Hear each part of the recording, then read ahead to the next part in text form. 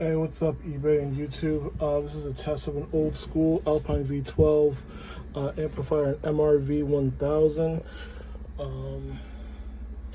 It's just hooked up to this 12W3. It's an old school amp used for competition, subwoofers, I don't even know. Supposedly it's one of those cheater amps from back in the day.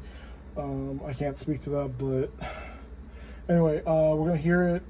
There's no music playing, just a bass line off of this CD because my speakers are hooked up to the amp below it, but I had to unplug that to test this. So let's try it.